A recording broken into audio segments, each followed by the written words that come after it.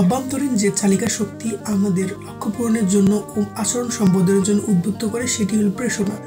যেমন এখন আমার লক্ষ্য হচ্ছে পরীক্ষায় পাশ করা, দ্যাটস ওয়াই আমি সকাল সকাল উঠে পড়তে বসবো। প্রেরণাকে ইংরেজিতে বলা হয় মোটিভেশন। আর এই মোটিভেশনটা কই থেকে আসে?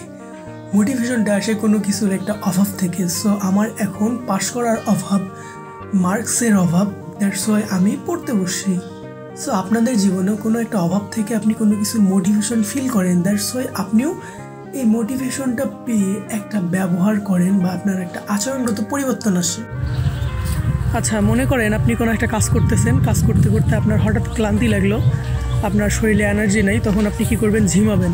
কিংবা আপনি হাই তুলতেছেন, তখন আপনার মনে হলো যে আমি একটা কফি খাই, তখন আপনি কফি খাওয়ার জন্য উঠলেন, উঠে গিয়ে কফি বানাইলেন, কফি বানাইতে নয় কফি খাইলেন, খাওয়ার পরে আপনার মনে হলো যে আমি পরিতৃপ্ত হয়েছি, এবার আমার আবার কাজে ব্যাক করা উচিত, এবং আপনি আবার গিয়ে মনোযোগ দিয়ে কাজ করা শুরু করলেন। এই যে আপনার মনে হলো যে প্রথমে আপনার শরীরে ক্যালোরির অভাব কিংবা আপনার ক্লান্তি লাগতেছে, এই অভাববোধ থেকে আপনি কি করলেন? হাই তুললেন, অর্থাৎ আপনার আচরণের পরিবর্তন হলো।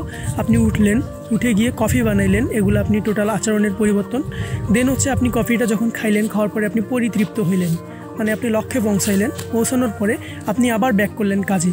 তাহলে আপনি যেখান থেকে শুরু করছিলেন, অর্থাৎ কাজ থেকে শুরু করে আবার কিন্তু আপনি ঘুরে ফিরে ওই কাজের কাছে যাচ্ছেন। তাহলে এখানে যে চক্রটা চলে, এই চক্রটাকে বলা হচ্ছে প্রেরণার চক্র। আর প্রেরণার চক্রে 4টি ঘটনা ঘটে। প্রথমে কোনো কিছুর অভাববোধ হয়, তারপর আপনার আচরণের পরিবর্তন করেন আপনি এই অভাববোধ থেকে। দেন হচ্ছে আপনি লক্ষ্যে পৌঁছান, অর্থাৎ ওই কফি খেয়ে তৃপ্ত হয়েছেন, তারপর আপনি আবার কি করতেছেন? আপনার কাজে ব্যাক করতেছেন। এই যে এই চক্রটাকে বলা হচ্ছে প্রেরণার চক্র। আশা করি বুঝতে পারছেন।